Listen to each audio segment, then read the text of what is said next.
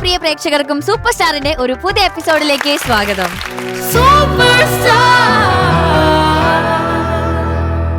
My dear judges, sir, Sharath sir, ചേച്ചി ready? തുടങ്ങാം. പിന്നെ ഔസേപ്പച്ചൻ സർ, 10ാം ക്ലാസ് കഴിഞ്ഞ് നേരെ സെമിനാറിയിലേക്കുള്ള ജീവിതം. എന്നാലും സെമിനാരി കേട്ടു. അവിടുന്ന് സംഗീതമാണ് എന്റെ ജീവിതം എന്ന് തിരിച്ചറിഞ്ഞ ഒരു മൊമെന്റ്, അതെങ്ങനെയായിരുന്നു സർ? മറ്റേ ഒന്നും പഠിച്ചിട്ട് തലേ കയറുന്നില്ല. അത് തിരിച്ചറിഞ്ഞ ഞാനല്ല, എനിക്ക് സംഗീതത്തിനോടുള്ള ഇഷ്ടമുണ്ട്. നമ്മള് സംഗീതത്തിന്റെ പുറകില് കുറച്ചധികം അങ്ങോട്ട് നടന്നു. സംഗീതത്തിന്റെ പുറകിലായിരുന്നു ആ ഒരു കാലഘട്ടത്തില്. അതിനോട് പ്രത്യേകിച്ച് വയലിൻ എന്ന് പറഞ്ഞൊരു ഇൻസ്ട്രുമെന്റ് ഉണ്ടായിരുന്നു, അതും കൊണ്ട് നടക്കുന്നത് കുറച്ച് കൂടി പോയപ്പോ അവിടത്തെ ഈ സെമിനാരിയിലത്തെ അച്ഛന് തോന്നി, റെക്ടർ അച്ഛന് തോന്നി, ഇവൻ ഇതിന് ഈ പരിപാടിക്ക് പറ്റിയതല്ല, ശരിയാവില്ല, സംഗീതത്തിന് വേണ്ടിയിട്ടാണ് ഇവൻ, മേ ബി ഇവന്റെ ലൈഫ്. അങ്ങനെ എന്നെ പറഞ്ഞു വിട്ടതാണ് കേട്ടോ. വളരെ സിമ്പിളായിട്ട് കൂളായിട്ട്, വഴക്കമൊന്നുമില്ല, സന്തോഷത്തോടെ സ്നേഹത്തോടെ, മോനെ നിനക്കൂടെ പറ്റില്ല, നീ പൊക്കോ എന്ന് പറഞ്ഞു. അച്ഛൻ ഒരുപാട് അച്ഛനോട് ഞങ്ങൾ കടപ്പെട്ടിരിക്കുന്നു.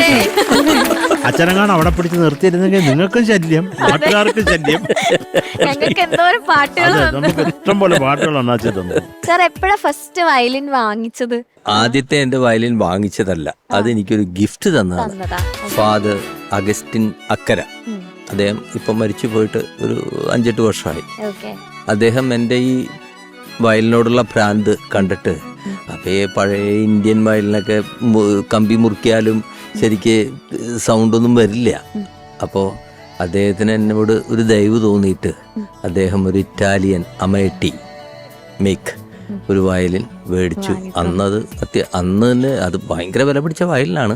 അന്ന് എന്തോ ആയിരക്കണക്കിന് എന്തോ വില കൊടുത്തിട്ട് നമ്മൾക്കൊന്നും താങ്ങില്ല, അച്ഛൻ വാങ്ങിച്ചു തന്നു. അതായിരുന്നു എൻ്റെ ആദ്യത്തെ വയലിൻ. പിന്നീട് ഞാൻ ചെന്നൈയിലൊക്കെ പോയിട്ട് ഒരു വയലിനൊക്കെ മേടിച്ചു.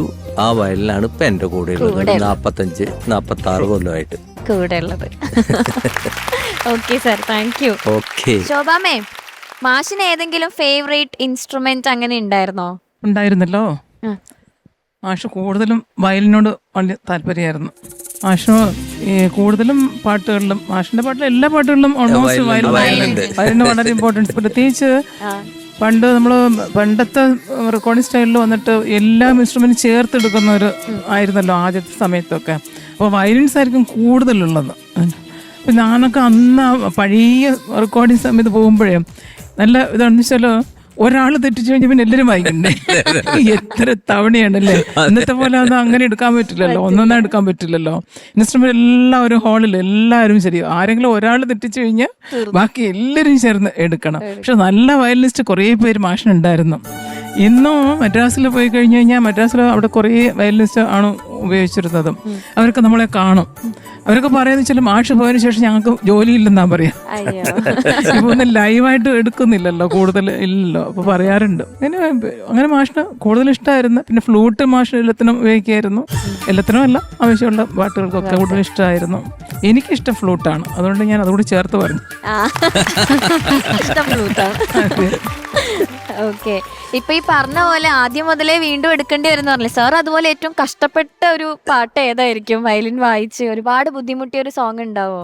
വയലിന് വേണ്ടിയിട്ട് ഞാൻ വയലിൻ സ്പെഷ്യലായിട്ട് ഇൻകോർപ്പറേറ്റ് ചെയ്തിട്ട് ഒരു പാട്ട് ഉണ്ടാക്കണം എന്ന് പറഞ്ഞിട്ട് എല്ലാ പാട്ടിലും എല്ലാവരും പറയും വയലിനൊക്കെ നന്നായിട്ട് ചേർക്കുമല്ലോ എന്ന് പറയും. പക്ഷെ അതല്ല, വയലിന് വേണ്ടി ഉണ്ടാക്കിയ ഒരു പാട്ടാണ് മറ്റേ കസ്തൂരി മാനിലൊരു പാട്ട്, രാത്രിയിൽ പാടി. പിന്നെ ചില പാട്ടുകളൊക്കെ ഉണ്ട്, അതിപ്പോൾ എനിക്ക് പെട്ടെന്ന് ഓർമ്മ വരുന്നില്ല. വയലിന് ഇമ്പോർട്ടൻസ് ഉള്ള പാട്ടുകളൊക്കെ വേറെ ഉണ്ട്. മറ്റേ കാട്ടിലെ മൈനെ പാട്ട് പഠിപ്പിച്ചത്, മറ്റേ ആകാശദൂതിലെ, അങ്ങനെ കുറച്ച് പാട്ടുകളൊക്കെ ഉണ്ട്. അല്ല, എനിക്കിപ്പോൾ ഇത് പറഞ്ഞപ്പോൾ ഞാൻ കോതണ്ടവാടി സ്റ്റുഡിയോയില് റെക്കോർഡിങ് നടക്കുന്നു. അപ്പോൾ അത് 15 വയലിനെന്തോ ഉണ്ട് ആ പാട്ടിന്. അപ്പോൾ ഡയറക്ടർ വന്നിട്ട്, എന്തിനാ ഇത്രയും രവി ഇത്രയും വയലിനെന്തിനാ? അതെല്ലാം കൂടെ ചേർന്ന് വരുമ്പോൾ അല്ല എൻ്റെ ഒരു സുഖം. എല്ലാവരും ഒരെണ്ണം തന്നെയല്ലേ വായിക്കുന്നത്. ഒരു വയലിൻ പോരെ, ഇത്ര 15 പേർക്ക് പൈസ കൊടുക്കാൻ നമുക്ക് എവിടെ എന്ന് പറഞ്ഞിട്ട് ഭയങ്കര സീരിയസ് ആയിട്ട് അദ്ദേഹം വെളിയിൽ പോയതിന് ഇവന്റെ അടുത്തൊക്കെ എന്തോ പറയാനാടാ മോനെ. ഓക്കെ, അപ്പൊ എന്തായാലും നമുക്ക് ഇന്നത്തെ എപ്പിസോഡ് സ്റ്റാർട്ട് ചെയ്യാം. ആദ്യത്തെ പാട്ടിലേക്ക് പോവാം. രവീന്ദ്ര സംഗീതം, രവീന്ദ്ര മാസ്റ്ററുടെ പാട്ട് കേൾക്കാം ശോഭാമേ. തീർച്ചയായും തീർച്ചയായും ഇരിക്കുന്നത് ഞാൻ വെയിറ്റ് ചെയ്തിരിക്കുകയാണ്. ഓക്കെ, സോ പാടാൻ വരുന്നു നമ്മളുടെ ബദ്രി. ഹേമാംബരി തൂമഞ്ജരി ശ്രീരഞ്ജനി. ബദ്രി, വലിയൊരു പാട്ടൊക്കെ എടുത്തിട്ട് വന്ന് എല്ലാരും പേടിപ്പിച്ചല്ലേ? എങ്ങനെ ഉണ്ടായിരുന്നു? എനിക്ക് നല്ല, കാരണം ഇത് വെറൈറ്റി ഒരു സോങ് ആണ്. കാരണം ഇതിനകത്ത് ആദ്യം പല്ലവിയിലെ കുറച്ച് ഗമകങ്ങളും കുറച്ച് അങ്ങനത്തെയും പിന്നെ മെലഡിയാണ് അനുപല്ലവിയും ചരണവും ഒക്കെ. അപ്പോൾ പിന്നെ ഈ പാട്ട് അങ്ങനെ ആരും സ്റ്റേജിൽ അങ്ങനെ പാടി കേട്ടിട്ടില്ല. അപ്പോൾ പിന്നെ ഈ പാട്ട് ഞാൻ രവീന്ദ്ര സംഗീതോത്സവത്തിന് വേണ്ടി ഞാൻ എടുത്തു വെച്ച പാട്ടാണ്. പക്ഷെ ആ സമയത്ത് ആ ഷെഡ്യൂളിൽ ലിസ്റ്റിൽ ഇല്ലായിരുന്നു ഈ പാട്ട്. അപ്പോ അതെ, അപ്പൊ ഈ സമയത്ത് പാടുമ്പോൾ എനിക്ക് രവീന്ദ്ര മാഷിന്റെ മുമ്പിൽ നിന്ന് പാടുന്ന പോലെ എനിക്ക് ഫീൽ തോന്നി. ആ ഫീലിന് മധുരം കൂട്ടാൻ ശോഭാമ എത്തിയിരിക്കുകയാണ്. എങ്ങനെ ഉണ്ടായി ശോഭാമേ? നന്നായി പാടുമോനെ. താങ്ക് യു മാം. ഈ പാട്ട് അധികം പേര് അത്ര എടുക്കാറില്ലല്ലേ, സാധാരണ ഉപയോഗിക്കില്ല, വളരെ അപൂർവമായിട്ട് എടുക്കാറില്ല. വളരെ നന്നായിട്ട് പാടിട്ടോ. Thank you ma'am. Thank you. Thank you ശോഭാമേ. കൂടുതൽ പറയാൻ നിറയെ ഇരിക്കില്ലേ? എന്തോ കൂടുതൽ പറയാൻ വേണ്ടി ജഡ്ജസ് എല്ലാം അങ്ങനെ ഇരിക്കില്ലേ? എന്നാലും ശോഭാമ എന്താ പറയുന്നതെന്ന് കേൾക്കാൻ എല്ലാരും നോക്കിയിരിക്കുക. ഈ പാട്ടൊക്കെ ആദ്യം കേട്ട ഒരാളാ. അതെ, അത് പറയൂ, അതിന്റെ ഓർമ്മ പറയൂ. കേട്ടിട്ടേ ഉള്ളൂ. ശരത് സർ. Yes boss. മക്കളെ, ഓ സാർ, നല്ല കിടുക്കാച്ചി പാട്ടടാ, ഒരു എക്സസൈസിന് പറ്റിയ പാട്ടാ. ഇതൊന്ന് പാടിയാൽ മതി, വാമാവും. 2 തവണ പാടിയിട്ട് ഏത് പ്രോഗ്രാമിന് വേണേൽ പോയി പാടാം. കുറേ സംഗതിയായിട്ട് കുത്തി നിറച്ച് വെച്ചേക്കാം മാഷ്. ഇത് രസമുണ്ടത് കേൾക്കും. ഇത് ആരും അങ്ങനെ പെട്ടെന്ന് എടുത്തുകൊണ്ടൊന്നും പാടാറില്ല. ഞാനും എത്രയോ വർഷമായിട്ട് റിയാലിറ്റി ഷോയിലിരിക്കുന്നതാണ്. നീ ആണെന്ന് ഒന്ന് ആദ്യമായിട്ട് ഈ പാട്ട് എടുത്തോണ്ട് വന്നു കേട്ടോ. ആ ക്രെഡിറ്റ് നിനക്ക് തന്നെടാ, ഇരുന്നോട്ടെ. ഇപ്പൊ എന്തൊക്കെയാലും മോനെ നന്നായിട്ട് തന്നെ പാടുക. ഈ തുടക്കം മാത്രം നിനക്ക് പഴയ ഡീസൽ എഞ്ചിന് പോലെ ഒരു സ്റ്റാർട്ടിങ് ട്രബിൾ ഉണ്ടായിരുന്നു. ബാക്കി പിന്നെ നീ വാമായി, പിന്നെ ശരിയായി. ആദ്യമൊക്കെ പാടുമ്പോൾ ഹേമാംബരിയൊക്കെ ഒരു ഇച്ചിരി കഷ്ടപ്പാടും ദുരിതത്തിലും ആയിരുന്നു. പിന്നെ അത് ശരിയായി കേട്ടോ മോനെ. ഇപ്പം എനിക്കുള്ള ഒരൊറ്റ ഡൗട്ടുള്ളത് മോനെ, ആ അനുപല്ലവിയിൽ ആ ഒരു ജമ്പ് ഉണ്ടല്ലോ, അതൊന്ന് കൃത്യമാക്കാമോ? ഈ അതിരാത്രമാം രതിയുടെ രസലഹരിയിൽ ഒരു വിരൽ നഖമുന മുറിവുകളുടെ. അത് ആ മുറിവുകൾ കൃത്യമായിട്ട് അങ്ങ് അവിടെ അങ്ങ് ഹിറ്റ് ചെയ്യണം അതില്. രതിയുടെ രസലഹരിയിൽ ഒരു വിരൽ നഖമുന മുറിവുക ആണോ? അപ്പൊ അത് ഇവിടുന്ന് അങ്ങോട്ട് പോട്ടെ. രതിയുടെ രസലഹരിയിൽ ഒരു വിരൽ നഖമുന മുറിവുകളുടെ. അത് കൃത്യമായിക്കണം കേട്ടോ. കാരണം അതൊരു നല്ല ഏരിയയാണ്. പെട്ടെന്ന് നോക്കും ഒരു സ്വരമില്ലാതെ ഒരു ജമ്പ് വരുമ്പോൾ അതൊരു ബ്യൂട്ടിഫുൾ പ്ലേസ് ആണ്. അത് മോന് ഡൗട്ടില്ലാതെ പാടണോടാ. ഇതിപ്പോൾ ഇങ്ങനെയുള്ള ഏരിയാസ് കുറേയും കൂടെ മോൻ പ്രാക്ടീസ് ചെയ്ത് കൃത്യമായിട്ട് അട്ടിക്കുമ്പോൾ ഒറ്റ അട്ടി കേട്ടോ. തമിഴിൽ പറയും അടിച്ചാൽ നെത്തി അടിയാ എന്ന് പറയുന്നത് പറഞ്ഞാൽ അങ്ങനെ ഒരു ഗീറങ്ങ് കയറണം. അവിടെ ഒരു ഡൗട്ടൊന്നും പറയരുത്. അവൻ ബാക്കിയെല്ലാം നന്നായിട്ട് പാടിയിട്ടുണ്ട്. പിന്നെ ഈ വെറുതെ അതില്ല, അത് മോനെ ആ ലാസ്റ്റ് ചേരണവിടാ, അതൊന്നും ഒരു വല്ലാണ്ട് ചേരാണ്ടിരുന്ന ഒരു ഏരിയ അതാണ്. അതൊന്ന് പാടാമോ ചുമ്മാ? ഈ ശുഭരാത്രിയിൽ ശുഭരാത്രിയിൽ മഴയുടെ ഇതളിടും ഒരു സുഖകരലയമറിയുക വെറുതെ. Okay okay okay. ദേഹം നീലാവല പുൽപ്പായിൽ തിണർത്തതെൻ ദേഹം. ഇച്ചിരി ഇത് അമിതാഭ് ബച്ചന്റെ ദേഹമാണ്, കുറെ നീണ്ടുപോയി കേട്ടോ. അത് അത്ര ഇല്ലല്ലോ. ആ കറക്റ്റ് ആ നോട്ട് ഹിറ്റ് ചെയ്യാൻ വേണ്ടി ഞാൻ പാടിച്ചത്. അത് ഒരു ദേഹം അങ്ങനൊക്കെ പിടിച്ചെന്ന പാട്ട് പാടി തീർക്കണ്ടേ? നീലാവല പുൽപ്പായിൽ തിണർത്തതെൻ ദേഹം. അത് ഒന്ന് സൂക്ഷിച്ചോളുക. ഇത് ആരൊക്കെയാണെന്ന് പറയൂ. രവീന്ദ്ര മാഷിന്റെ റൗണ്ട് അതൊക്കെ ബാക്കിയെല്ലാം ഗിരീഷ് പുത്തഞ്ചേരി സാറാണ്, പാടിയിരിക്കുന്നത് യേശുദാസ് സാറാണ്, മ്യൂസിക് രവീന്ദ്ര മാഷ്. ഇത് ഏത് ഫിലിം? ഇത് ശരിക്കും 2005 ഇതിന്റെ ഓഡിയോ ഇറങ്ങിയത്. അപ്പോൾ ആ സമയത്ത് ഇതിന്റെ പേര് ചൊല്ലിയാട്ടം എന്നായിരുന്നു. പിന്നെ ഈ ഷൂട്ടിന്റെ കാര്യങ്ങളായിട്ട് കുറച്ച് പ്രശ്നങ്ങളുണ്ടായിരുന്നു ആ സിനിമയിൽ. അപ്പോൾ പിന്നീട് അത് നിന്നുപോയി ഷൂട്ടിങ്. അപ്പോൾ 2011 പിന്നെ ഇത് ഷൂട്ട് ആരംഭിച്ചപ്പോൾ അതിന് ആട്ടക്കഥ എന്ന് പേര് വന്നു. അപ്പോൾ അതുകൊണ്ട് ഒരു കൺഫ്യൂഷൻ ആവാതിരിക്കാൻ. അല്ല, മോനായിരുന്നു ഇതിന്റെ പ്രൊഡക്ഷൻ മാനേജർ. എത്ര ഡീറ്റെയിൽ ആയിട്ട് പറയുന്നു. ബാദുഷ പോലും പറയത്തില്ലടാ ഇങ്ങനെ എത്ര കൃത്യമായിട്ട്. കൊള്ളാം കേട്ടോ. അതെ. നൈസ്. നമുക്കൊക്കെ ഒരു അറിവായി. അതെ, വെരി ഗുഡ് മോനെ, very good, Good, Sakri. Really great effort. പക്ഷെ പാട്ട് മക്കള് എനിക്ക് കുറെ ഇഷ്ടമായി, ഉള്ള സത്യം പറയാം. പിന്നെ ഇതൊക്കെ ഒന്ന് കറക്റ്റ് ചെയ്തോളൂ, അത്രേ ഉള്ളൂ കേട്ടോ അമ്മനെ. Okay. Thank you, Sarath sir. ശോഭാമേ, ഈ ദാസേട്ടനും മാഷും തമ്മിലുള്ള ഒരു കോമ്പിനേഷൻ, വല്ലാത്തൊരു കോമ്പിനേഷൻ. ഇവർ രണ്ടുപേരും കൂടിക്കഴിഞ്ഞാൽ എങ്ങനെയാണ്? അത് തീർച്ചയായിട്ടും ഇവർ തങ്ങളിൽ ഇപ്പോൾ ദാസേട്ടൻ തന്നെ പല സ്ഥലങ്ങളിൽ പറഞ്ഞിട്ടുണ്ട്, അവർ ഞങ്ങൾ തമ്മിലുള്ള ഒരു കെമിസ്ട്രി വേറെയാണോ എന്നുള്ളത് എപ്പോഴും പറയാറുണ്ട്. കാരണം എന്താ വെച്ചാൽ രവീന്ദ്രൻ മാഷും ദാസേട്ടനും ഒരു സംഗീത സംവിധായകനും ഗായകനും പോലെ അല്ല ശരിക്കും വന്നിട്ട് എപ്പോഴും ഉള്ളത്. അവർക്ക് പരസ്പരം അവർ നല്ലപോലെ അറിഞ്ഞവരാണ്.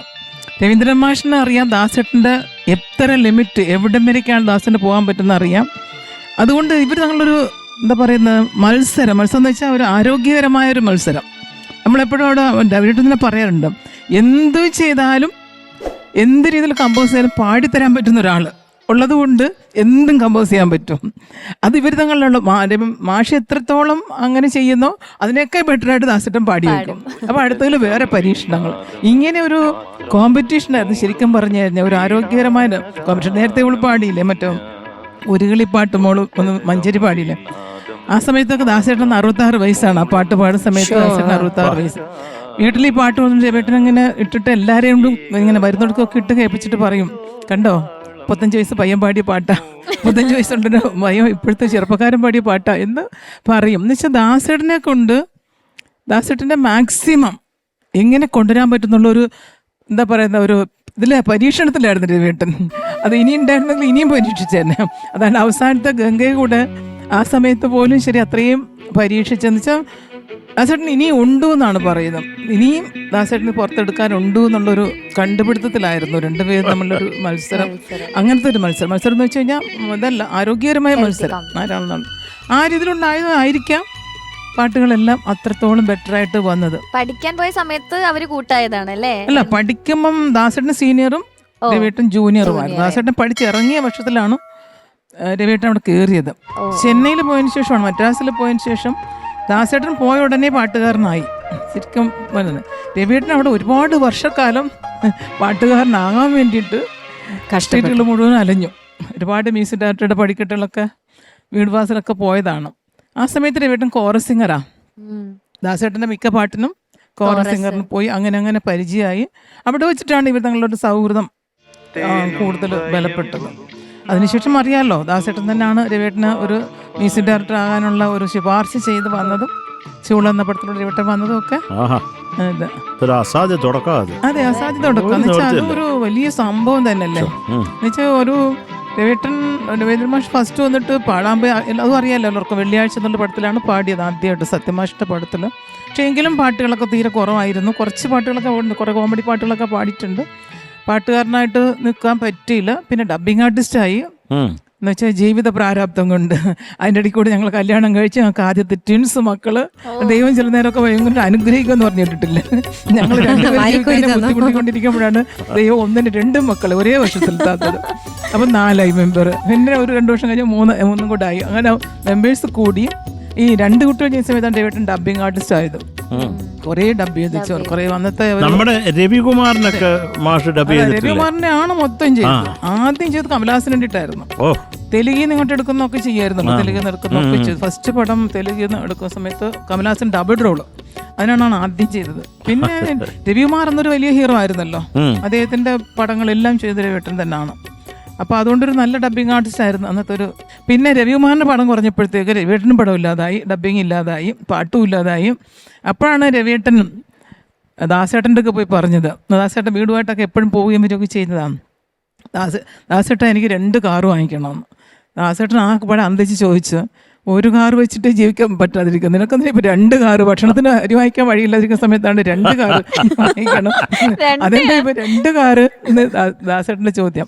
അല്ല, എനിക്ക് ഓടിക്കാൻ വേണ്ടിയിട്ടല്ല, വാടകയ്ക്ക് വിട്ടിട്ട് നമുക്ക് കുടുംബം പറ്റണമല്ലോ, അതിനെ വേണ്ടിയിട്ട്, വരുമാനത്തിന് വേണ്ടിയിട്ടാണ്. അവിടെയാണ് ദാസേട്ടൻ വന്നിട്ട് പറഞ്ഞതും, നിനക്ക് എന്തുകൊണ്ട് മ്യൂസിക് ഡയറക്ഷൻ ചെയ്തുകൂടാന്ന്. ദാസേട്ടൻ പറഞ്ഞു. അല്ല, അപ്പോൾ രവിയേട്ടൻ പറഞ്ഞു, പാട്ട് പാടാനൊരു ചാൻസ് ഒരു മ്യൂസിക് ഡയറക്ടർ തരുന്നില്ല. പിന്നെ ഇനിയിപ്പം ശരി, അന്ന് ഓർക്കണം ഏത് കാലമാണെന്നുള്ളത്. 74-ലാണ് 78-ലാണ് രവിയേട്ടൻ മ്യൂസിക് ഡയറക്ടർ ആകുന്നത്. ഇപ്പം 76-ലൊക്കെ പറയുന്ന സമയമാവും. എന്നാൽ ദേവരാം മാഷും എല്ലാവരും അങ്ങനെ കൊടികെട്ടി പറഞ്ഞു നിൽക്കുന്ന സമയം ആർക്കും വേറെ ചിന്തിക്കാൻ പറ്റില്ല, മാറ്റി ചിന്തിക്കാൻ പറ്റാത്തൊരു കാലമാണ് ആ സമയത്താണ് ദാസേട്ടൻ പറയുന്നത് മ്യൂസിക് ഡയറക്ഷൻ ചെയ്യാനുണ്ട്. അപ്പോഴിങ്ങനെ ചോദിച്ചു രവിയേട്ടനെ എങ്ങനെയാണ് അതങ്ങനെ കിട്ടുന്നത്, എനിക്ക് ഒരു ചാൻസ് കിട്ടുക എന്നാണ്. അതൊക്കെ ഞാൻ റെഡിയാക്കി തരാം, നീ ചെയ്യാൻ പറ്റുമോ നിനക്ക്, പിന്നെ എന്താ ഈ കരിമ്പ് നിന്ന് കൂലി വേണം ചോദിക്കുന്ന മതി ചെയ്യാൻ പറ്റുമോ എന്ന് ചോദിച്ചു. പക്ഷെ രവിയേട്ടൻ ശരിക്കും പാട്ടുകാരനാകണമെന്ന് ആഗ്രഹിച്ചത്, ആഗ്രഹം അത് തന്നെയായിരുന്നു, ഒരു പാട്ടുകാരനാകണം എന്നുള്ളതായിരുന്നു. എങ്കിലും അങ്ങനെയാണ് ശരി 1978 ചൂള എന്നുള്ള പടം നവരത്ന മൂവി മേക്കേഴ്സ് എന്ന് 7 മേക്കപ്പ് മാന്മാരാണ് ഈ നവരത്ന മൂവി മേക്കേഴ്സ്. അവർ നമ്മൾ അന്നത്തെ ഹിറ്റ് മേക്കർ ശശികുമാർ സാർ, നിങ്ങൾക്കൊക്കെ അറിയില്ലായിരിക്കും, പക്ഷെ അന്നത്തെ ഹിറ്റ് മേക്കറാണ് അദ്ദേഹം. ഒന്നും വേറെ മാറി ചിന്തിക്കുന്ന ആളല്ല. ദാസേട്ടൻ്റെ സ്ട്രോങ് ആയിട്ടുള്ള റെക്കമെൻഡേഷൻ അത് ശരിക്കും നമ്മൾ എല്ലാവരും എല്ലാപ്പോഴും ചോദിക്കും ദാസേട്ടനോട് രവിയേട്ടൻ എന്താണ് ഇത്രയ്ക്ക് വലിയൊരു ഇതെന്ന് ചോദിച്ചു കഴിഞ്ഞാൽ ഈ ഒരു കടപ്പാടാണ്. കാരണം ദാസേട്ടൻ ഒന്ന് കൊടുത്ത ഒരു ഗ്യാരണ്ടി എന്ന് വെച്ചാൽ രവി പാട്ട് ചെയ്ത് മോശമായി നിങ്ങൾക്ക് തോന്നുകയാണെങ്കിൽ ഞാൻ എൻ്റെ സ്വന്തം ചെലവിൽ വേറെ പാട്ട് റെക്കോർഡ് ചെയ്ത് തരാം എന്നൊരു ഗ്യാരണ്ടി ശശികുമാർ സാറിന് കൊടുത്തതിന് ശേഷമാണ് ഒരു മനസ്സോട് സമ്മതിച്ചത്. പക്ഷെ ദാസേട്ടന് അങ്ങനെ ചെയ്യേണ്ടി വന്നില്ല. നമുക്കെല്ലാം അറിയാം ചൂളയിലെ പാട്ടുകളെ കുറിച്ച്. Super super. അത് മാത്രമല്ല പാറു, ദാസേട്ടനും രവീന്ദ്രൻ മാസ്റ്ററും കയറുന്ന റെക്കോർഡ് ചെയ്യുന്ന 10 മിനിറ്റ് 15 മിനിറ്റോ ആയിരിക്കും. ഇവർ 1-2 മണിക്കൂർ പല തമാശകളും പറഞ്ഞ് ചിരിച്ച് ഇതൊക്കെ കഴിഞ്ഞിട്ട് പാട്ട് റെക്കോർഡിംഗ് എന്ന് പറഞ്ഞാൽ ഒരു 10 മിനിറ്റ് 15 മിനിറ്റ് അതിൽ കൂടുതലില്ല. പ്രമദാനമൊക്കെ 10 മിനിറ്റ് അങ്ങ് പാടി നിർത്തുക, അത്രേ ഉള്ളൂ. അതിനു മുമ്പുള്ള സംസാരമുണ്ട്, അത് ഒരു രസമാണ്. പഴയ കാര്യങ്ങളും പിന്നെ അതെന്താ പറയണ്ടത്, നമുക്ക് പുറത്ത് പറയാൻ പറ്റുന്നതും പറ്റാത്തതായിട്ടുള്ള പല കാര്യങ്ങളും ഇവർ പറഞ്ഞ് ചിരിച്ച് അതങ്ങനെ അത് രണ്ടുപേരും വലിയ ഒരു ഐക്യമാണ്. അതുകൊണ്ടായിരിക്കണം എല്ലാ പാട്ടുകളും അദ്ദേഹം അസാധ്യമായിട്ട് പാടിയും വെച്ചിട്ടുള്ളത്. അതെല്ലാ പാട്ടും അങ്ങനെ തന്നെയാണ്. പിന്നെ എനിക്കൊക്കെ പാടാൻ വരുമ്പോൾ വഴക്കാരുത് ദാസേട്ടൻ.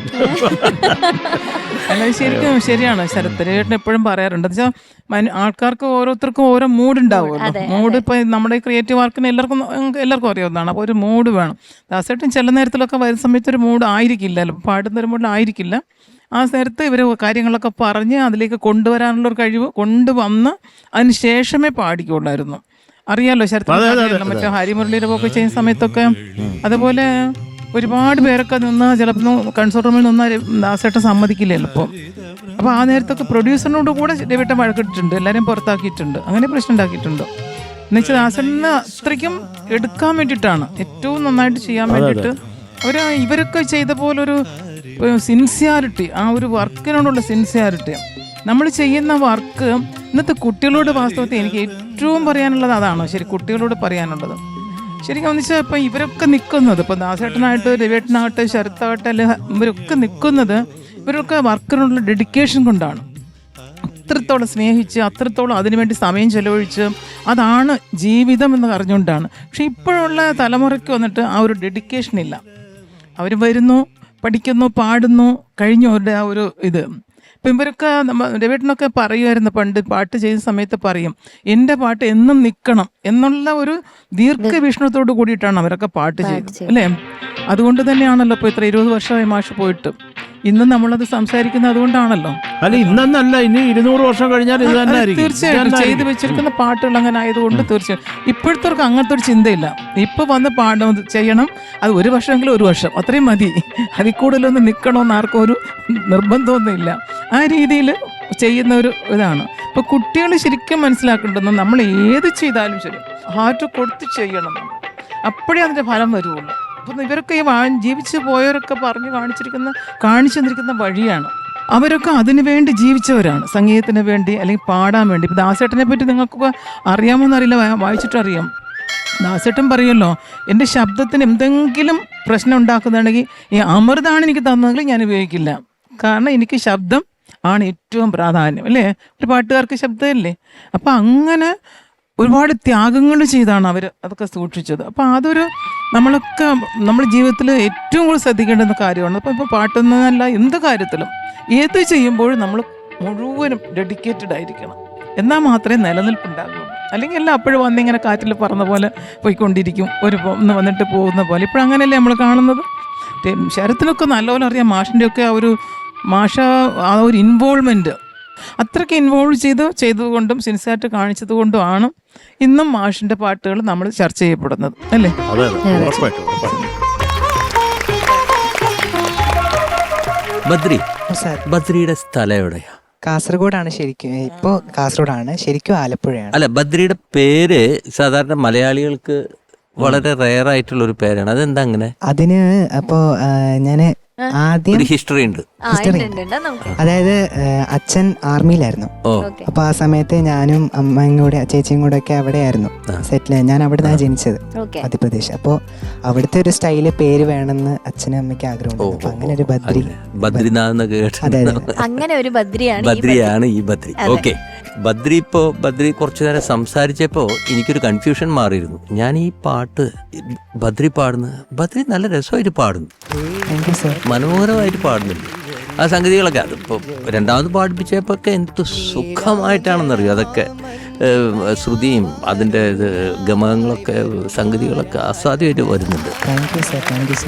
ഒരൊറ്റടിക്ക് പാടുമ്പോൾ ചെറിയ ഇത്, പക്ഷേ ബദ്രി പാടുമ്പോൾ ഞാൻ എന്താ ബദ്രി ഇങ്ങനെ പാടുന്നത്? ബദ്രിയുടെ ശബ്ദം ഒരു എന്താ ഭയങ്കര ഹസ്കി ആയിട്ടുള്ള, ബദ്രിയുടെ ശബ്ദം ഒരു ഭയങ്കര ഹസ്കി ആയിട്ടുള്ള ശബ്ദമാണ്. അപ്പോൾ ഹേമാംബരി ഇന്ന് പാടുമ്പോൾ അങ്ങനെ, അപ്പോൾ അത് ഞാൻ വിചാരിക്കുന്നുണ്ട് ഇത് ഇങ്ങനെ ആക്കി പാടുന്നതാണെന്ന് ഞാൻ ധരിച്ചു. ഒരു ഫീൽ കിട്ടാൻ വേണ്ടിയിട്ട് നമ്മൾ പാടുമല്ലോ, ഭാവം കൊടുക്കാൻ. അങ്ങനെയല്ല, ബദ്രിയുടെ ശബ്ദം അങ്ങനെ തന്നെയാണ്. അങ്ങനെ നോക്കുമ്പോൾ ഈ പാട്ട് വളരെ മനോഹരമായിട്ട് ബദ്രി പാടി. കാരണം നമുക്കൊന്നും ആ ശബ്ദം അനുകരിക്കാൻ പറ്റില്ലല്ലോ അല്ലേ? ആ വഴിക്കേ നമുക്ക് പോകാൻ പറ്റില്ല. പക്ഷെ നമ്മൾ അതിനെ മറികടക്കേണ്ടത് എങ്ങനെയാണെന്ന് വെച്ച് കഴിഞ്ഞാൽ നമ്മളുടെ ശബ്ദത്തിൽ അതിന് നല്ല ഭാവം കൊടുത്ത് അല്ലേ പാടുക. അത് ബദ്രി ചെയ്തിട്ടുണ്ട്. പിന്നെ കാര്യങ്ങളൊക്കെ ഇവർ ഡീറ്റെയിൽഡായിട്ട് സംഗതികൾ കാര്യങ്ങൾ അതിൻ്റെ ശ്രുതിയുടെ കാര്യങ്ങളൊക്കെ പറഞ്ഞിട്ടുണ്ട്. കുറച്ചൊക്കെ ലോ കിട്ടാത്തതിൻ്റെ, മേലെ കിട്ടാത്തതിൻ്റെ, നടുവിൽ. ഇപ്പൊ മൊത്തം റേഞ്ച് ആയി മോനെ, നടുവിലായി. അല്ല കുഴപ്പമില്ല കേട്ടോ, അതൊന്നും ഇറ്റ്സ് ഓക്കെ. ഇത് വോയിസ് ഒക്കെ ട്രെൻഡിങ് ഇത് മാറുന്ന ഒരു സമയമായിരിക്കും. മോൻ നല്ല പാട്ടുകാരനാണ്, നല്ല ഭാവിയുണ്ട്. Okay, all the best. Thank you so much sir. Badri, oh ma'am, എനിക്ക് ബദ്രി ഒരുപാട് ഇഷ്ടപ്പെട്ടു ബദ്രി പാടിയത്. പ്രത്യേകിച്ച് ഇതിൽ ഞാൻ ആകെപ്പാടെ ആ ഒരു പോർഷൻ, ആ നോട്ട് മാറിയത് മാത്രമേ ഞാൻ നോട്ടീസ് ചെയ്തുള്ളൂ. കാരണം ബാക്കിയൊക്കെ നല്ല ഫീലോട് പാടി. എസ്പെഷ്യലി ആ ഗമകങ്ങളൊക്കെ നല്ല ഒരു ഭാവത്തോടെ വന്നു. ഈ ഒരു പാട്ട് കുറച്ച് ഡിഫിക്കൽട്ട് പാട്ടാണ്. ആ സംഗതിയൊക്കെ കൃത്യമായിട്ട് വീഴുക എന്ന് പറയുന്നത് കുറച്ച് പാടാണ്. എന്നാലും ബദ്രി നന്നായി പാടി, എനിക്ക് ഒരുപാട് ഇഷ്ടപ്പെട്ടു. ഔസേപ്പ് സാർ പറഞ്ഞ പോലെ നല്ലൊരു വോയിസ് കൂടിയാണ്. ഹസ്കി ആണെങ്കിലും ഒരു ഡിഫറെൻറ്റ് ടോണാണ്, ഡിഫറെൻറ്റ് സ്റ്റൈൽ ഓഫ് സിംഗിങ് ആണ്. നന്നായിട്ടുണ്ട്, കീപ്പ് ഇറ്റ് അപ്പ്. പിന്നെ സാധാരണ ഇത്രയും വിനയം ആണോ ശബ്ദത്തിൽ? ഞാൻ ഇതുപോലെയാണ്, ആരെയും വഴക്ക് പറയാറില്ല. സ്കൂളിൽ അടി കൂടുന്നു പറയുന്നു, ആ സമയത്തും ചിരിച്ചോണ്ടാണോ ഒറ്റ അടി വെച്ചു കൊടുക്കുന്നത്? എന്താടാ നിനക്ക് ഞാനൊരു അടി തരട്ടെ, അങ്ങനെയാണോ? ഏകദേശം എന്നൊക്കെ. പിന്നെ ഞാൻ നോട്ടീസ് ചെയ്ത ഒരു കാര്യം, ഏത് പാട്ട് പാടുമ്പോഴും അതിനകത്തുള്ള ആ ഒരു ജതി പോലെ ഒരു സാധനം വരില്ലേ, ഈ മന്ത്രങ്ങൾ വരില്ലേ, അത് എല്ലാ പാട്ടിലും ആ മന്ത്രങ്ങൾ ചൊല്ലിയിരിക്കും. തിരനുരയുമ്പോൾ അന്ന് ചൊല്ലി, അതുപോലെ ഈ പാട്ടിനകത്ത് ഉണ്ടായിരുന്നു. അത് ആ കൃത്യമായിട്ട്, അത് വേറെ ഒരു റിയാലിറ്റി ഷോയിലും ഒരു കുട്ടിയും പാടുന്നത് ഞാൻ കേട്ടിട്ടില്ല, സീരിയൽസിലും ഞാൻ കേട്ടിട്ടില്ല. അത് മാത്രമല്ല മഞ്ജരി, ആ ഡ്രാമ പാട്ടിലും ഒരു മന്ത്രം വെച്ച് തരുമോന്ന് ഗ്രൂമാസിന്റെ അടുത്ത് ചോദിച്ചായിട്ട് ഞാൻ അറിഞ്ഞു. പക്ഷെ സൂപ്പർഡാ. Thank you ma'am. Badri, good comments ഒക്കെ അല്ലേ? നമുക്ക് മാർക്സ് ചോദിക്കാം. മഞ്ജരി ചേച്ചി, എന്നാലും കൊറേയൊക്കെ എന്റെ പേരൊക്കെ ഉപയോഗിച്ച് പാടിയതല്ലേ, അതാ 9. ശരത് സർ, നമ്മുടെ ഔസേപ്പച്ചനാച്ചിയുടെ പേര് പറയാതെ പാടിയത് കൊണ്ട് 9.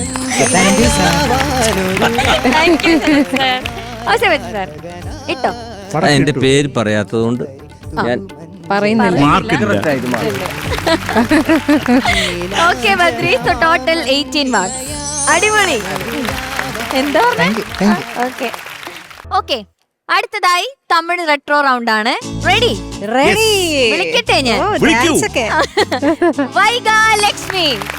കുങ്കുമപ്പൂവേ കൊഞ്ചും പുറാവേ കുങ്കുമപ്പൂവേ കൊഞ്ചും പുറാവേ തങ്കമേ ഉന്നൈ കണ്ടതും ഇമ്പം പൊങ്കുത തന്നാലേ. വൈഗ, എന്തോ ഭയങ്കര എനർജറ്റിക് പെർഫോമൻസ് ആയിരുന്നു. Thank you. ഓൾറെഡി നീ അങ്ങനെയാണ്. പിന്നെ ഡാൻസും ലാസ്റ്റ് അതിങ്ങനെ വീണത് കറക്റ്റ് ആയില്ലേ? ജസ്റ്റ് മിസ് ആയിരുന്നു ഇവിടെ വന്നു. ഇനി പാട്ട് എങ്ങനെ ഉണ്ടായെന്ന് ചോദിച്ചു നോക്കാം. ഔസേപ്പച്ചൻ സാർ. വൈക എന്തോ സൂപ്പർ. Thank you sir. തന്നെ റെട്രോ സോങ് എന്നൊക്കെ പറഞ്ഞിട്ട് നമ്മൾ അതിനെ തരം താത്തി കാണുമല്ലോ. ഇത് അങ്ങനെയല്ല. അതിൽ മ്യൂസിക്കൽ സൈഡും വാസ് ഐ ലവ്ഡ് ഇറ്റ്. ഓരോ നോട്ടിനും കൊടുക്കേണ്ട ഒരു നുവാൻസസ് ഒക്കെ വളരെ പെർഫെക്റ്റ് ആയിട്ട് ഓൾമോസ്റ്റ് അതിൻ്റെ ഭാവങ്ങളും ശരിക്കും പറഞ്ഞു കഴിഞ്ഞാൽ എനിക്കിത് ഒറിജിനൽ പാട്ട് കേട്ടിട്ടുണ്ട്. എനിക്ക് അതിനേക്കാൾ ഇഷ്ടമായിട്ടോ. Thank you sir. അല്ല, അത് ഒറിജിനൽ ഇതാണ്, മെയിലാണ്. അതെ. പക്ഷെ സോ ബ്യൂട്ടിഫുൾ. എവിടെ സ്ഥലം? ആലപ്പുഴ. ആലപ്പുഴ. ആ, കുട്ടനാട്. അല്ല, ഞാനിങ്ങനെ കാണുമ്പോഴേ എൻ്റെ കുഞ്ഞുങ്ങൾ വീട്ടിലുണ്ട്. അപ്പം അവരൊക്കെ ഇങ്ങനെ ഡാൻസ് ചെയ്യുന്നത് എനിക്ക് ഓർമ്മ വരികയാണ്. ഡാൻസും അതിൻ്റെ കൂട്ടത്തിൽ ഈ വോക്കലും കൂടി ആകുമ്പോൾ പലപ്പോഴും നമ്മൾക്ക് ശ്വാസം കിട്ടാണ്ട് വരിക, അത്തരം പ്രശ്നങ്ങളൊന്നും വന്നിട്ടില്ല. വളരെ കൂളായിട്ട് നിന്നിട്ട്. കഴിഞ്ഞ തവണ ഞങ്ങൾക്കൊരു പ്രശ്നം വന്നു, അതുകൊണ്ട് ഞങ്ങൾ ഇത്തവണ അതെല്ലാം ശരിയാക്കി. എല്ലാം ശരിയാക്കിയില്ലേ? അത് ശരി. Very sweet. ഇതിപ്പോ പവർ പാക്ഡ് അങ്ങനെയൊന്നുമല്ല, ഭയങ്കര എന്തെന്നാ പറയാ, വളരെ സ്വീറ്റ് ആയിരുന്നു. അടിപൊളിയാണ്. പവർ പാക്ഡ് പെർഫോമൻസ് ആണ്, എല്ലാം ഉണ്ട്, ആക്ഷനൊക്കെ ഉണ്ട്. പക്ഷെ എങ്കിലും കേൾക്കാൻ നല്ല എന്തെന്നാ പറയാ, നല്ല സ്വീറ്റ് ആയിട്ടുണ്ടായിരുന്നു. I loved it. Thank you sir. Okay, all the best. ചേച്ചി. ചക്കടോ സൂപ്പർ. Thank you. എന്താണ് ആറ്റിറ്റ്യൂഡ്? എന്റെ പേടി മുഴുവൻ ആ മുണ്ടിലായിരുന്നു. ഈശ്വര, ഇതെങ്ങാനും ഡാൻസ് കളിച്ചോണ്ടിരിക്കുന്ന ഞാൻ ആ മുണ്ട് ഇങ്ങനെ നോക്കി പ്രാർത്ഥിക്കായിരുന്നു. ഈശ്വരാ ഒന്നും മറ്റല്ലേ. ഇത് റിഹേഴ്സലിന് അഴിഞ്ഞുപോയി. ഈശ്വരാ, അത് പിടിച്ച് ഞാൻ കെട്ടിയോ? കണ്ടില്ലായിരുന്നു. അതിപ്പോ എങ്ങനെ കെട്ടിയിട്ടു? കെട്ടിയതാണോ? കെട്ടിയിട്ടു. ഇല്ല കെട്ടിയിട്ടില്ല. ഇല്ല, പിന്നെ ഉത്തേച്ചേ. അപാര ധൈര്യം. അപ്പൊ അഴിയാൻ ചാൻസ് ഉണ്ടായിരുന്നു. അതെ. പിന്നെ പാട്ട് ആ, പൊളിച്ചു. Thank you. എന്നെ വേറെ ചില പാട്ടുകളിലേക്ക് കൊണ്ടുപോയി. ഓർക്കൂ ചേച്ചി. അത് ഓർത്ത അപകടമാണ്. ഒരെണ്ണം. ഡാൻസ് ഒക്കെ കണ്ടപ്പോഴത്തേക്ക് ശരിക്കും നമ്മൾ ആ ഒരു ഇളകി മൂഡിലേക്ക് പോയി. മൊത്തത്തിൽ പാട്ടൊന്നും കേട്ടില്ല മോളെ, ഈ ഓർമ്മയ്ക്കുള്ളിലായി പോയി മഞ്ചേരി. അതെ, ഞാനിങ്ങനെ ഓർമ്മിച്ചു. ഒന്ന് മുണ്ട്, പിന്നെ ഓർമ്മകൾ. ഓർക്കസ്ട്ര സൂപ്പറായിരുന്നു. നല്ല ഫാന്റാസ്റ്റിക് ഫീൽ, ആ റെട്രോ ഫീല് കൊണ്ടുവന്നു. ശരിക്കും അവളെ നല്ലോണം സപ്പോർട്ട് ചെയ്തു. Super. God bless you. Thank you ma'am. Sarath sir. Yes boss. അപ്പൊ മക്കളെ, എന്തോ ഇതൊക്കെ രസമായിരുന്നു. ഇതൊരു എന്താ പറയുക, ഒരു കൂൾ പെർഫോമൻസ്. അല്ലെങ്കിലും മോള് അസാധ്യമായിട്ട് പാടുമല്ലോ, അതിൽ നമുക്കൊരു ഡൗട്ടും ഇല്ല. പിന്നെ ഇതിൻ്റെ ഡാൻസൊക്കെ നല്ല ചന്തം ഉണ്ടായിരുന്നു കാണാൻ. ഇടയ്ക്ക് കിടക്കിങ് അതൊക്കെ നല്ലതായിരുന്നു. ഞങ്ങളുടെ ഡാൻസോ? ഓ, നിങ്ങൾ പറയാനില്ല. ഓ, കേട്ടാ മതി. അതിക്രൂരം അല്ല, അതിഗംഭീരം, അസാധ്യം. ഈ കുങ്കുമപ്പൂവേ അതൊരു ആക്സെന്റ് ഉണ്ട്.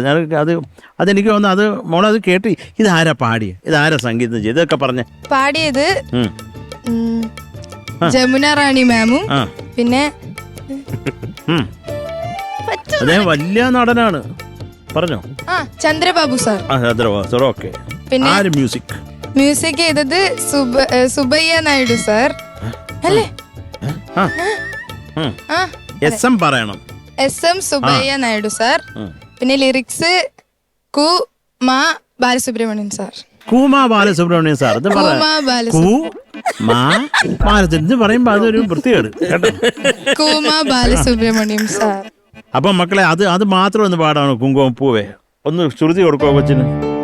കുങ്കുമപ്പൂവേ കുങ്കുമപ്പൂവേ വേ അല്ല, കുങ്കുമപ്പൂവേ വേ കുങ്കുമപ്പൂവേ കൊഞ്ചും പുറാവേ കുങ്കുമപ്പൂവേ കൊഞ്ചും പുറാവേ തങ്കമേ ഉന്നൈ കണ്ടതും ഇമ്പം പൊങ്കുത് തന്നാലേ. മതി, അത്രയും കേട്ടാ എനിക്ക് സന്തോഷമായി.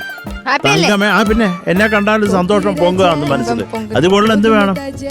ഒന്നും വേണ്ട, എല്ലാം ആയി മക്കളെ.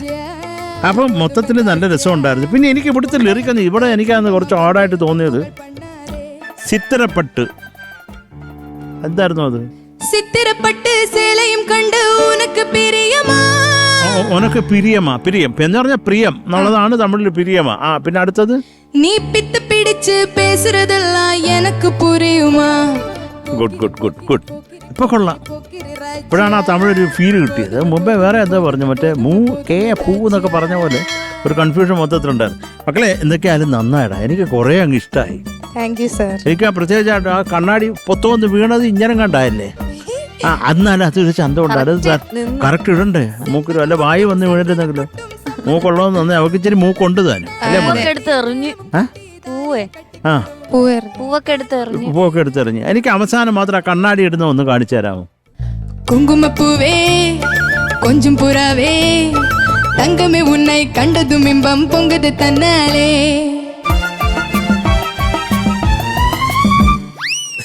അതെന്തോടെ ഒരു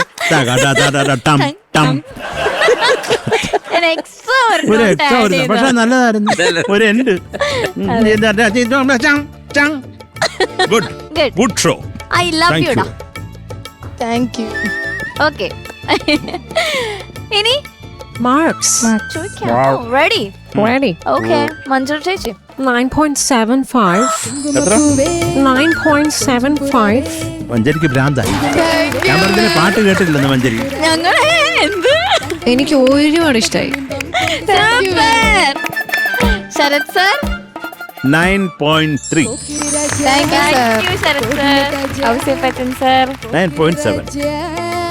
ഓക്കെ 19.05. സൂപ്പർ, അടിപൊളി. സൂപ്പർ സ്റ്റാർ വിന്നേഴ്സിന് ലഭിക്കാൻ പോകുന്ന സമ്മാനങ്ങളെ കുറിച്ചിട്ടാണ് ഞാൻ ഇനി പറയാൻ പോകുന്നത്.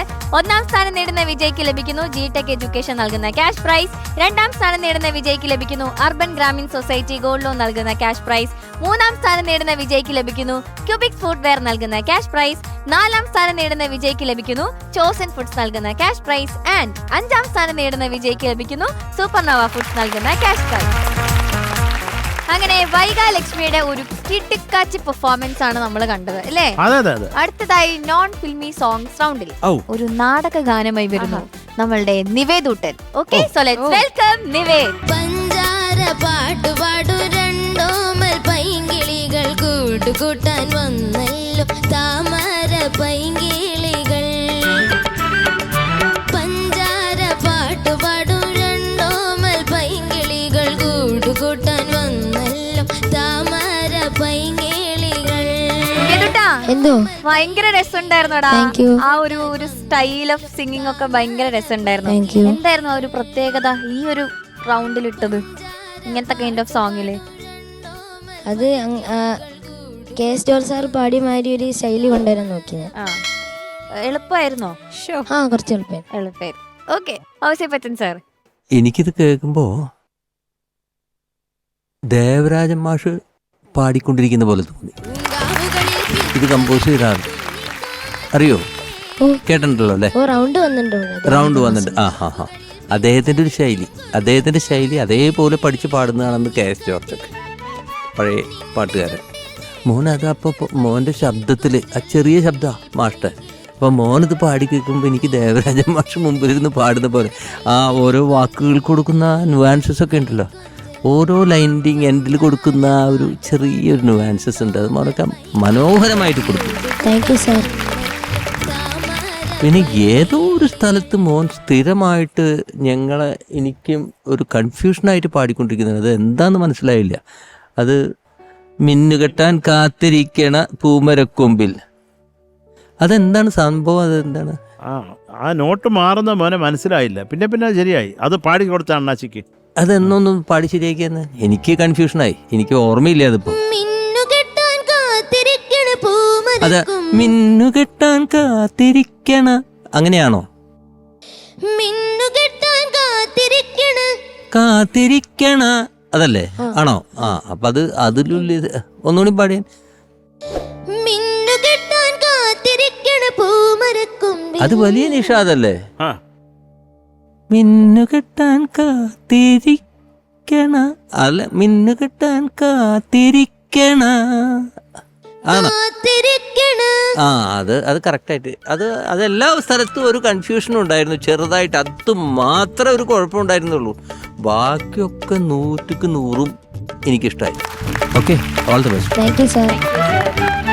ചേച്ചി നിവേദൂട്ടാ എന്തോ അസലായി പാടും.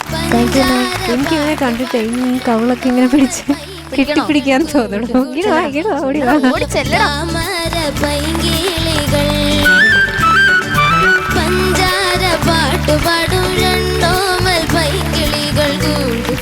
മക്കളെ ഞാനും കൂടെ ഒന്ന് സ്നേഹിക്കട്ടെ. അയ്യാടാ. എനിക്ക് ഭയങ്കര ഓമനത്തും തോന്നടാ. ഇങ്ങ വാ.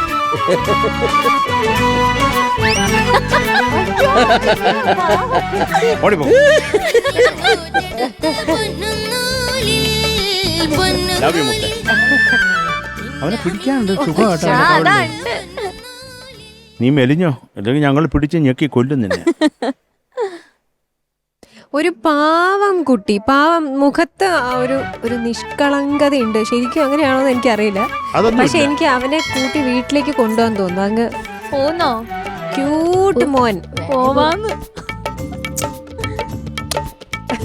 അസലായി പാടുകയും ചെയ്തേ. എനിക്ക് തുടക്കത്തിലുള്ള ആ കൈ വെച്ചിട്ടുള്ള എക്സ്പ്രഷൻസ് ഇങ്ങനെയൊക്കെ എന്തൊരു കിലുക്കും. അത് ഭയങ്കര ഒരു പ്രൊഫഷണൽ ആയിട്ടുള്ള ഒരാളെ പോലെയൊക്കെയാണ്. ഭയങ്കര സ്റ്റേജ് പ്രസൻസ് പോലെയൊക്കെ. ഒന്ന് ആ എക്സ്പ്രഷൻ ഒന്ന് കാണിക്കോ കൈ വെച്ചിട്ട്. അതെ. പഞ്ചാര പാട്ട് പാടു രണ്ടോമൽ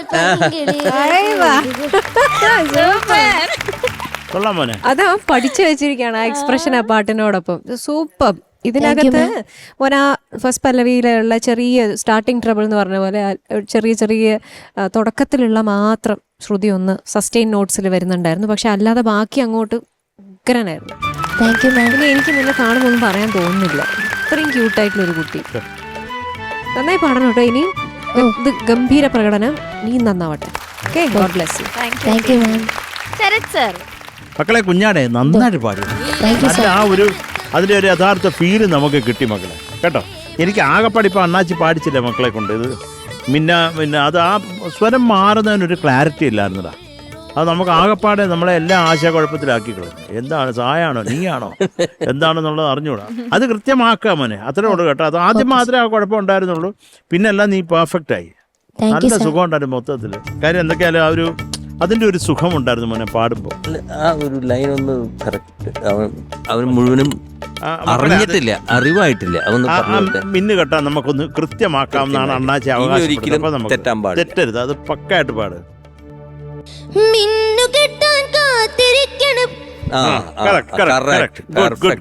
അതങ്ങ് നിർത്തി അവിടെ കൊണ്ട് കെട്ടാൻ കാത്തിരിക്കണം. ആർക്കൊരു കേസ് കൊടുക്കുക, ആർക്കൂടെ പാടണ്ടേ? അത് കുഴപ്പമില്ല, അത്രേ ഉള്ളൂ മോനെ. അതിൻ്റെ ഒരു അത് കൃത്യമാവണ്ടേ. നീന എന്നുള്ളത് ഒരു ക്ലാരിറ്റി വേണം പാടുമ്പോൾ. മോൻ പാടുമ്പോൾ അതേ ഉള്ളൂ, അല്ലാതെ മനോഹരമായിരുന്നു. Thank you sir. Thank you Sarath sir. പിന്നെ ഔസേപ്പ് ബച്ചൻ സാറിന്റെ 2 പാട്ട് ഞാൻ അവിടെ പാടിയിട്ടുണ്ട്. അതെ, ഏത് പാട്ടൊക്കെ? ഉണ്ണികളെ ഒരു കഥ പറയാം, പിന്നെ നീ എൻ സർഗ സൗന്ദര്യം. ഓ, അതിൽ ഏതെങ്കിലും ഒരു പാട്ടിന്റെ ഒരു ഏത് പാട്ടാ വേണ്ട സാറിന്? അവനിഷ്ടമുള്ള പാട്ട്.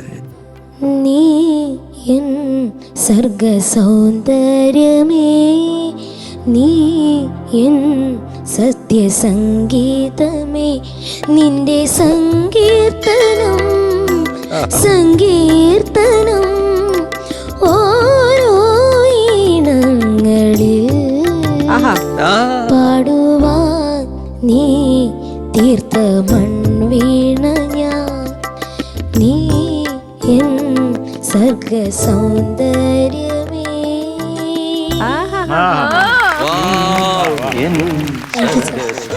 ആ ഈണങ്ങളിൽ ഞാൻ ആദ്യമായിട്ട് എങ്ങനെ കേൾക്കുന്ന കേട്ടോ.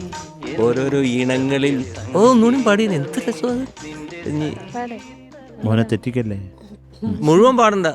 ഓരോ ഈണങ്ങളിൽ. Beautiful. Thank you sir. Okay, super. ഇനി മാർക്സ്. നല്ല നല്ല കമന്റ്സ് അല്ലേ? അപ്പൊ നല്ല നല്ല മാർക്കായിരിക്കും. ചോദിച്ചു നോക്കാം. Ouseppachan sir. Okay sir, ഇതാ മാർക്ക് എഴുതി. കുഴിച്ചിട്ടു, ഇനി വെള്ളം ഒഴിച്ചാ കിളിക്കും. കിട്ടു. ഓക്കെ, Sharath sir. Yes sir. Mark. മക്കളെ എന്തോ 8.7. Thank you sir. Thank you Sarath sir. ചേച്ചി നന്നായി പാടി മോനെ. 8.8. Thank you ma'am. So total 17.5. അടിപൊളി, നല്ല മാർക്സ്. ഓക്കേടാ, all the best. Thank you. അങ്ങനെ നിവേദുട്ടന്റെ ആ ബ്യൂട്ടിഫുൾ പെർഫോമൻസോട് കൂടി നമ്മുടെ ഇന്നത്തെ എപ്പിസോഡ് നമ്മൾ വൈൻഡ് അപ്പ് ചെയ്യാണ്. സാറ് എന്തെത്ര സന്തോഷം. ഇവിടെ ഇങ്ങനെയാണ്. അപ്പൊ അതോടൊപ്പം തന്നെ ശോഭാമയും പോവാണ്. അഴകേ നിൻമിഴി നീ മണി കുളിരിൽ തൂവരുതേ, കരളേ നീ എൻ്റെ കിനാവിൽ മുത്തുപോയി. ശോഭാമേ, എങ്ങനെ ഉണ്ടായിരുന്നു സൂപ്പർ സ്റ്റാറിൽ വന്ന് മാഷിന്റെ റൗണ്ടിൽ പാട്ടുകളൊക്കെ കേട്ട് കുട്ടികളുടെ കൂടെയൊക്കെ അവിടെ ഇരുന്ന്? അത് ഈ കുട്ടികളുടെ കാര്യം നമ്മൾ എന്താ പറയുന്നത്, ഈ ഇപ്പോഴത്തെ കാലത്ത് കുട്ടികൾക്ക് എന്താ ടാലന്റ്. ഒരു പക്ഷെ പണ്ടുള്ള കുട്ടികൾ ഉണ്ടായിരുന്നിരിക്കാം, അന്ന് ഈ ഒരു വേദിയില്ലല്ലോ, അവർക്ക് പ്രകടിപ്പിക്കാനുള്ള വേദികളില്ലാതെ പോയി. ഇപ്പൊ ആ വേദികൾ പണ്ടുള്ള ഒരു കുട്ടിയാണ് യേശുദാസ് എന്ന് പറയുന്നത്. അങ്ങനെ എത്രയോ കുട്ടികൾ ഉണ്ടായിരുന്നിരിക്കാം, പക്ഷെ അവർക്കൊക്കെ അവർ വല്ലപ്പോഴും കിട്ടുന്ന സന്ദർഭം കിട്ടുന്നുണ്ട്. ഇപ്പൊ അങ്ങനെയല്ലോ, ഈ റിയാലിറ്റി ഷോ ഒക്കെ വെച്ചിട്ട് ഒരു എല്ലാവരും ഇങ്ങനെ കണ്ടുപിടിച്ച് കൊണ്ടുവരുന്ന സമയത്ത് കുറേ കുട്ടികളുടെ ടാലൻറ്റ് പുറത്ത് വരുന്നുണ്ട്. കുട്ടികളോട് എനിക്ക് പറയാനുള്ളത് ഒറ്റയൊരു കാര്യം മാത്രമാണ്, ഈ ഷോയ്ക്ക് മാത്രമല്ലാതെ ഫ്യൂച്ചറിൽ നിങ്ങളൊരു പാട്ടുകാരാകണമെന്നുള്ള രീതിയിൽ നിങ്ങൾ വളരണം. ഒരു ഷോക്ക് മാത്രം പോകുന്നതന്നെ റിയാലിറ്റി ഷോയ്ക്ക് എന്താ സൂപ്പർ സ്റ്റാറിലേക്ക് വിളിച്ചു, ഞാൻ അവിടെ പോയി പാടി, അതോട് കഴിയുമെന്ന് വിചാരിക്കരുത്. പലപ്പോഴും നമ്മളിപ്പോൾ കുറേ റിയാലിറ്റി ഷോ വരുന്നുണ്ട്, അതിലൊക്കെ പിന്നീട് അവരൊക്കെ എന്തായെന്ന് നമുക്ക് തന്നെ അറിയില്ല. വളരെ കുറച്ച് പേരാണ് ശരി എന്തെങ്കിലും ഒന്ന് ആയിട്ടുണ്ട് ഉള്ളത്. പക്ഷെ അങ്ങനെ ആവരുത്. അതുപോലെ കുഞ്ഞുങ്ങളൊന്നും ശീലിക്കേണ്ടത് എന്തെന്ന് വെച്ചാൽ, ഇപ്പം നമ്മളെല്ലാവരും പാടി വെച്ചിരിക്കുന്ന പാട്ടുകൾ കേട്ട് പഠിക്കുന്നവരാണ് എല്ലാ കുട്ടികളും. അതാണ് എല്ലാവരും അങ്ങനെയാണ് ചെയ്യുന്നത് പോലും. പക്ഷെ കേട്ട് പഠിക്കാം, പക്ഷെ അത് നിങ്ങൾ അനുകരിക്കാൻ പാടില്ല. നിങ്ങൾ നിങ്ങളുടേതായിട്ടുള്ള കഴിവുകൾ, നിങ്ങൾക്കൊരു ടാലൻ്റ് ഉണ്ട്, നിങ്ങൾക്ക് ഓരോരുത്തരും യൂണീക്കാണ്, ഓരോരുത്തരും കഴിവ്, അവർക്കൊരു ലിമിറ്റേഷനുണ്ട്, അവരുടെ കപ്പാസിറ്റി ഉണ്ട്, അവർക്ക് അത്രയുണ്ട്. അതിൽ വെച്ച് അതിനകത്തായിരിക്കണം നിങ്ങൾ വളരേണ്ടത്. ശരിക്കും സംഗീതമാണ് നിങ്ങൾ എടുക്കുന്നുണ്ടെങ്കിൽ, തുടർന്നൊരു വലിയ പാട്ടുകാരനാണ് ആകണമെന്നുണ്ടെങ്കിൽ ശരിക്കും ആദ്യം തൊട്ട് തന്നെ ശരി നിങ്ങൾ നിങ്ങളായിട്ട് തന്നെ വരണം. അതാണ് എനിക്ക് പറയാനുള്ള കുട്ടികളുടെ. തീർച്ചയായിട്ടും. അപ്പോൾ എന്തായാലും ശരി, ജഡ്ജിമാർക്കെല്ലാം എൻ്റെ പ്രത്യേക നമസ്കാരം. ഞങ്ങളെന്താ ഹൈക്കോടതി ജഡ്ജ്. അതെ, അപ്പോൾ നിങ്ങളെല്ലാം ജഡ്ജസ്. ഞാൻ ശരത്തിനെ എപ്പോഴും പറയും, പോയി ഇനിയിപ്പം ഹൈക്കോടതിയിലോ പോയി കാണണമെന്ന്. ജഡ്ജായി ഇപ്പോൾ ശരിക്കും ആ സംഗീത സംവിധാനം കാര്യമൊക്കെ മറന്നിട്ട് ഇപ്പൊ ജഡ്ജ് എന്നേ പറയാൻ പറ്റുള്ളൂ ശരത്തിന്. എല്ലാവരും ഇപ്പോൾ ഞാൻ ഒരു കാര്യം പറയാം. അതായത് നമ്മളിപ്പോൾ രവിയേട്ടൻ്റെ പാതിയാണ് ഇവിടെ ഇപ്പോൾ നമ്മൾക്ക് കാണാൻ സാധിക്കുന്നത്. ആ പാതിയിൽ ഒരു വലിയൊരു രഹസ്യമുണ്ട്, അതെല്ലാവരും മനസ്സിലാക്കേണ്ട ഒരു കാര്യമുണ്ട്. രവിയേട്ടൻ എങ്ങനെ ഇത്ര അധികം മനോഹരമായിട്ടുള്ള പാട്ടുകൾ നമുക്ക് ചെയ്തു തന്നു, അതിൽ വലിയൊരു പങ്ക് വഹിച്ചിട്ടുള്ള ആളാണ്. അത് മ്യൂസിക് പഠിപ്പിക്കുകയോ മ്യൂസിക് പറഞ്ഞു കൊടുക്കുകയൊന്നും വേണ്ട, അങ്ങനെ ഒരു സംഗീതം ചെയ്യാൻ മനസ്സിനെ സജ്ജമാക്കുന്നതിൽ ഭയങ്കര സപ്പോർട്ട് ഇവിടുന്ന് കിട്ടിയിട്ടുണ്ട്. അപ്പോൾ അതിൻ്റെ പകുതി റെസ്പെക്റ്റും എല്ലാ സ്നേഹവും ചേച്ചിയോടുണ്ട്, ചേച്ചിയോടുണ്ട് കേട്ടോ. ഇതെല്ലാവർക്കും മനസ്സിലാക്കേണ്ട കാര്യമാണ്. അല്ലാണ്ട് വെറുതെ ഒരു വ്യക്തി ഇരുന്നിട്ട് പാട്ട് ഉണ്ടാക്കിയാൽ ചിലപ്പോൾ ഇത്ര നന്നാവണമെന്നില്ല. അത് നിങ്ങളുടെ കൂടെയുള്ള ആ ഒരു ജീവിതത്തിലാണ് അദ്ദേഹത്തിന് അങ്ങനെ ഇത്രയും നല്ല പാട്ടുകൾ നമുക്ക് വേണ്ടി കേരളത്തിന് വേണ്ടി സമ്മാനിക്കാൻ സാധിച്ചത്. So we are all thankful to you also. അല്ല, ഈ തമിഴിലൊരു എന്താണ് പടത്തിൻ്റെ പേര്, സിന്ധു ഭൈരവി. സിന്ധു ഭൈരവി കണ്ടപ്പോഴാണ് ഒരു കാര്യം എനിക്ക് മനസ്സിലായത് കേട്ടോ. ഈ ഞാൻ നേരത്തെ പറഞ്ഞല്ലോ, നമ്മൾ സംഗീതമൊന്നും ഒരു സംബന്ധമില്ലാത്തൊരു കുടുംബത്തിൽ നിന്ന് വന്നതാണ്. അപ്പോൾ ഈ പണ്ട് ചെറിയ കാലത്തിലൊക്കെ ഞാൻ എല്ലാം ദാസേട്ടനാണ് ക്രെഡിറ്റ് കൊടുത്തിരുന്നത്. പാടുന്നതും മ്യൂസിക് ചെയ്യുന്നതും എഴുതുന്നതും ഒക്കെ ദാസേട്ടനായിരുന്നു എൻ്റെ വിചാരം. അറിയില്ലായിരുന്നു ഇതിനെ പറ്റിയിട്ട്. അത്രയ്ക്ക് നല്ല ഒരു പാട്ട് ചെയ്തു മൊത്തം ചെയ്ത്. അല്ല, സത്യമായിട്ട് എനിക്കന്ന് അറിയില്ലായിരുന്നു കേട്ടോ നേരത്തെ. അത് നമ്മൾ പാട്ട് കേൾക്കുമ്പോൾ ഞങ്ങളുടെയൊക്കെ നാട്ടിൽ മർഫി റേഡിയോ, പണ്ട് എൻ്റെ ചെറിയ കാലത്തിൽ ആ മർഫി റേഡിയോ വെച്ചിട്ട് ഞാൻ ചുറ്റി നടന്നു നോക്കിയിട്ടുണ്ട്, ഇതിനകത്തിരുന്ന് ആരും എങ്ങനെ പാടുന്നേ. അത്രയ്ക്കും നല്ല വിവരമുണ്ടായിരുന്നു എന്നിട്ടോ. അപ്പോൾ ഈ കുറേ നാൾ, പക്ഷെ തുടക്കത്തിലൊക്കെ എനിക്ക് ശരിക്കും പറഞ്ഞാൽ ആസ്വദിക്കാൻ പോലും ശരിക്കും അറിയില്ലായിരുന്നു എന്ന് തന്നെ പറയണം. എന്താ മാഷ് ചെയ്യുന്നത്, മാഷ് ചെയ്യുമ്പോൾ നമ്മൾ പാട്ട് ഇങ്ങനെ കേൾപ്പിക്കുമ്പോൾ എനിക്കത് എൻ്റെ എന്താ പറയുക, നമ്മളൊക്കെ ദേവരാം മാഷിൻ്റെയും മറ്റേ മാഷിനൊക്കെ പാട്ട് കേട്ട് വളർന്നവരാണ്. അപ്പം അതുപോലെ ഇല്ലല്ലോ, എന്താ ഇങ്ങനെ മാഷ് മാറ്റി ചെയ്തിരിക്കുന്നതെന്ന് ചോദിച്ചിട്ടുണ്ട്. നാട്ടുകാരൊക്കെ ഭയങ്കര വാനോളം പുകഴ്ത്തുന്നു, പക്ഷെ എനിക്കൊന്നും തോന്നുന്നില്ലല്ലോ. സത്യം ചരത്തെ ചൂളല പാട്ട് കേട്ടിട്ട് താരകയെ കൊണ്ടുവന്ന് എന്നെ കേൾപ്പിക്കുന്ന സമയത്ത് റെക്കോർഡ് ചെയ്തതിന് ശേഷം റെക്കോർഡ് ചെയ്യുന്ന കേൾപ്പിക്കുന്ന സമയത്ത് ശരി എനിക്കങ്ങോട്ട് ആദ്യം ട്യൂണൊന്നും കേട്ടിട്ട് എനിക്ക് ആദ്യം മനസ്സിലായില്ല. അതന്ന് വേറെ പുറത്തൊക്കെ വെച്ചിട്ടുണ്ട്, അപ്പോഴൊന്നും അറിയില്ലല്ലോ. ആദ്യം എന്നെ കൊണ്ടൊന്ന് പാട്ട് കേൾപ്പിച്ച് ഞാൻ രവിയേട്ടനോട് ചോദിച്ചു, എന്ത് രവിയേട്ടൻ ഇങ്ങനെ ചെയ്ത് വെച്ചിരിക്കുന്നതെന്നാ. മനോഹരമായിട്ടൊരു പാട്ട് കേട്ടപ്പോൾ ഞാൻ ചോദിച്ചതാണ്, അതെന്താ നീ അങ്ങനെ പറഞ്ഞ് ഇഷ്ടമായില്ലേ എന്ന് ചോദിച്ചിട്ട്, അതല്ല ഈ ദേവരാം മാഷൊക്കെ ഇതുപോലെ അല്ലല്ലോ ചെയ്യുന്നേ, ദേവരാം മാഷ് പറഞ്ഞ മാഷ് ഇങ്ങനെയല്ലേ, എന്താ ഇങ്ങനെ മാറ്റി ചെയ്തിരിക്കുന്നേ. അപ്പോഴാണ് പറഞ്ഞത്, മാറ്റി ചെയ്താലല്ലേ ഞാൻ ചെയ്തോളൂ, അത് ദേവരാം മാഷ് എന്താ പാട്ടായി പോകില്ലേ. പക്ഷെ എനിക്കത് മനസ്സിലാക്കി വരാൻ കുറേ നാൾ പിടിച്ചു എന്നുള്ളതാണ്. ഈ മാഷിൻ്റെ പാട്ടിൻ്റെ പ്രത്യേകത എന്ന് വെച്ചാൽ നമ്മൾ കേൾക്കുന്തോറുമാണ് അതിൻ്റെ ആസ്വാദ്യത കൂടുന്നല്ലേ. താരകയെ ഒരു 4-5 വട്ടം കേട്ടപ്പോൾ മനസ്സിലായി താരകയുടെ മഹത്വം. ശരിക്കും പറഞ്ഞാൽ ഇന്നും എൻ്റെ ഏറ്റവും ഫേവറേറ്റ് ഉള്ള ഒരു പാട്ട് താരകയാണ്. സത്യം പറഞ്ഞാൽ ഏറ്റവും വലിയ ഇഷ്ടമുള്ള പാട്ടാണ് വന്നിട്ട്. സിന്ധുഭൈരവിയുടെ കാര്യം പറയുമ്പോൾ അതിനകത്ത് സിന്ധുഭൈരവിൽ സംഗീതജ്ഞനാണല്ലോ ശിവകുമാർ. അപ്പോൾ ശിവകുമാർ ഇങ്ങനെ പ്രാക്ടീസ് ചെയ്യാൻ തുടങ്ങുന്ന സമയത്ത് തമ്പൂരൊക്കെ എടുത്തിട്ടിരിക്കുന്ന സമയത്തേക്ക് സുഹാസിനി വൈഫ് വന്നിരുന്നുണ്ടല്ല മിക്സി ഓൺ ചെയ്യല്ല, സുലക്ഷണ വൈഫ് വന്നിട്ട് എന്ത് ചെയ്യല്ല, അവർ ജ്ഞാനശൂന്യം ഒന്ന് ഞാനിൻ്റെ വീട്ടിലെല്ലാം കൊണ്ട് സിനിമ കാണാൻ പോയി. അപ്പം ഞാനിത് കണ്ടിങ്ങനെ നോക്കിയിരിക്കുകയാണ്. ശരിയെന്ന് വെച്ചാൽ ഒരു സംഗീതജ്ഞനാണ്, പാട്ട് കമ്പോസ് ചെയ്യുന്നത്, ഇതൊക്കെ ചെയ്തുകൊണ്ടിരിക്കും, താമ്പൂരൊക്കെ വെച്ചെടുക്കും. അപ്പം എപ്പോഴാണെങ്കിലും ശരി അദ്ദേഹം കൊണ്ടിരിക്കുമ്പോഴത്തേക്ക് അവർ മിക്സി ഓൺ ചെയ്യും. ആ സമയത്ത് അവിടെ എണീറ്റ് പോകും. ഇപ്പം ഞാൻ പടം കണ്ടിട്ട് വീട്ടിൽ വന്നതിന് ശേഷം വളരെ സൈലൻ്റ് ആയിട്ടിരുന്നു. അപ്പോൾ സാധാരണ എൻ്റെ വീട്ടിൽ ഞാനൊന്ന് ശ്രദ്ധിക്കാറില്ല, ഡിവേട്ടൻ കമ്പോസിങ് റൂമിലിരുന്ന് കമ്പോസ് ചെയ്യും, ഞാൻ എൻ്റെ അടുക്കളയിൽ എൻ്റെ പണി വെച്ചാൽ കഴിഞ്ഞ് കഴിയുമ്പോൾ കൊടുക്കണ്ടേ, നമ്മൾ ഭക്ഷണം കൊടുക്കണ്ടേ, അത് കാരണം ഞാൻ ചെയ്യും. പിറ്റേ ദിവസം നോക്കുമ്പോൾ അടുക്കളയിൽ നിന്ന് ഒരു ശബ്ദവും വരുന്നില്ല. അപ്പോൾ രവിയേട്ടനാണെങ്കിൽ ഇടയ്ക്കിടയ്ക്ക് ഇങ്ങനെ അടുക്കളയിൽ ഒന്ന് നോട്ടമുണ്ട്, എന്താ ചെയ്യുന്നതെന്നൊക്കെ നോക്കും. മിക്സി വിറ്റു ഇല്ല, ഞാൻ ഒരു ശബ്ദം ഉണ്ടാക്കുന്നില്ലെന്ന്. അപ്പൊ എന്നോട് ചോദിച്ചാൽ എന്താ ശബ്ദം, ഞാൻ ചെയ്യുന്നില്ല, എന്താ ഇരിക്കുന്ന.